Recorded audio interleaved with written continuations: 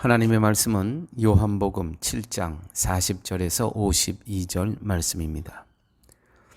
이 말씀을 들은 무리 중에서 혹은 이가 참으로 그 선지자라 하며 혹은 그리스도라 하며 어떤 이들은 그리스도가 어찌 갈릴리에서 나오겠느냐, 성경에 이르기를 그리스도는 다윗의 씨로 또 다윗의 살던 촌 베들레헴에서 나오리라 하지 아니하였느냐 하며 예수를 인하여 무리 중에서 쟁론이 되니 그 중에는 그를 잡고자 하는 이들도 있으나 손을 대는 자가 없었더라. 하석들이 대제사장들과 바리새인들에게로 오니 저희가 묻되 어찌하여 잡아오지 아니하였느냐? 하석들이 대답하되 그 사람이 말하는 것처럼 말한 사람은 이때까지 없었나이다 하니 바리새인들이 대답하되 너희도 미혹되었느냐? 당국자들이나 바리새인 중에 그를 믿는 이가 있느냐? 율법을 알지 못하는 이 무리는 저주를 받은 자로다.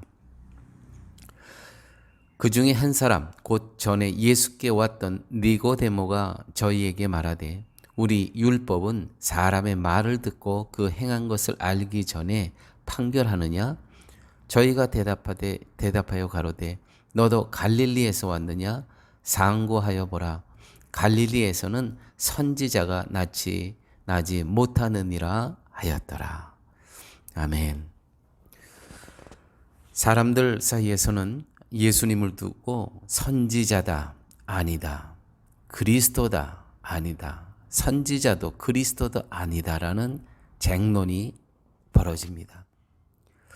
예수님께서 그리스도가 아닌 이유로 내세우는 것이 있었는데 그것이 바로 성경이었습니다.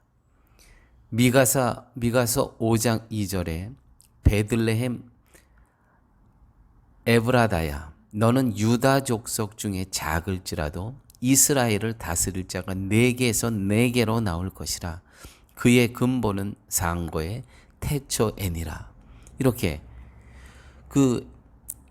베들레헴이라는 곳에서 이제 이스라엘을 다스릴 자가 오는데 그것은 태초부터 정해졌던 일이라는 것이죠.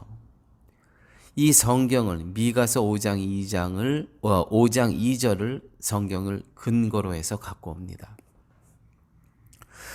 그런데 우리가 기억해야 될 것은 성경은 어떤 한 구절만 갖고 해석을 하게 되면 그게 이단으로 빠지는 것입니다. 성경 전체를 보면서 성경 이 구절에서는 이렇게 하지만 또 똑같은 내용을 다른 곳에서는 다르게 이야기를 합니다. 그래서 성경은 균형이 있어야 되는 것입니다. 하나만 갖고 해석을 하게 되면 오류가 생깁니다. 자, 이사야 9장 1절에 이제 말씀을 보십시오. 이사야 9장 1절. 옛적에는 여호와께서 스브론 땅과 납달리 땅으로 멸시를 당케 하였더니 이 스불론 땅과 납달리 땅이 바로 가나안입니다. 갈릴리입니다. 죄송합니다. 갈릴리 땅입니다. 여기에 멸시를 당케 하셨더니 후에는 해변길과 요단 저평 이방의 갈릴리를 영화롭게 하셨느니라. 영화롭게. 예전에는 이 갈릴리 땅이 멸시를 받은 천대를 받은 땅이었지만 후에는 영화롭게 하셨느니라. 베들레헴에서 나셨지만 예수님은 베들레헴에서 떠나셔야 했습니다. 베들레헴을. 왜요? 핍박이 있었기 때문에, 다 아이를 죽였기 때문에 예수님을 거부한 것입니다. 그 땅에서. 그리스도가 베들레헴에서 난다는 것을 알았으면서도 동방에서는 동방 박사들이 경배하러 왔는데 예루살렘은 오히려 예수님을 죽이려 합니다. 이로 인해서 예수님은 이방 갈릴리의 빛이 되십니다. 이것이 바로 베들레헴에서 나셨지만 나사렛 사람이라 칭함을 받게 되는 이유가 되는 것이죠. 그런데 이 유대인들은, 바리새인들과 제사장들은 성경의 한 구절 미가서만 강조하고 있는 겁니다.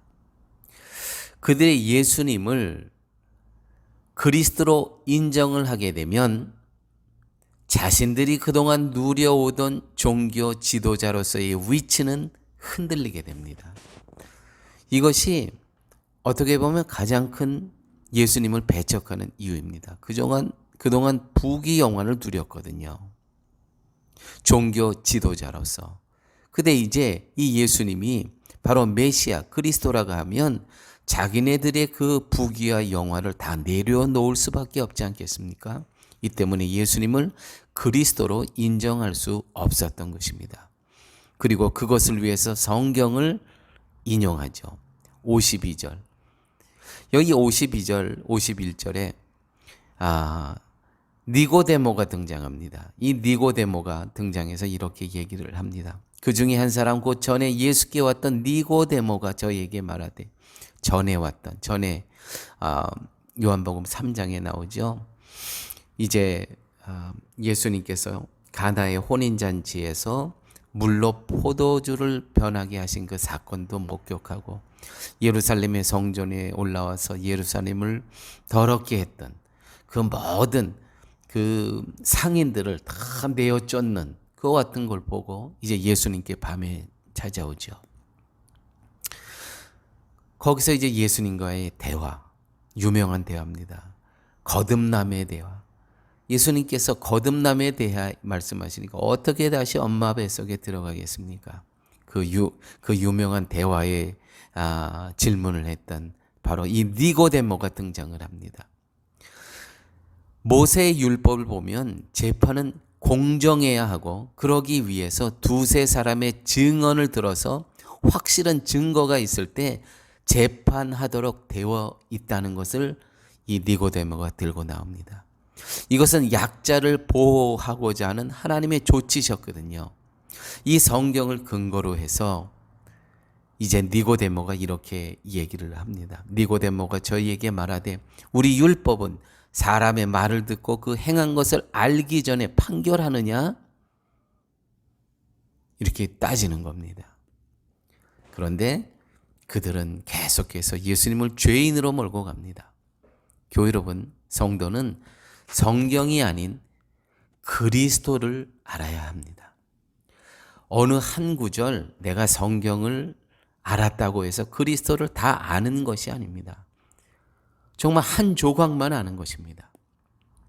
성경 구절을 아는 것이 중요한 것이 아니라 성경이 말씀하시는 그리스도를 아는 것이 중요한 것입니다.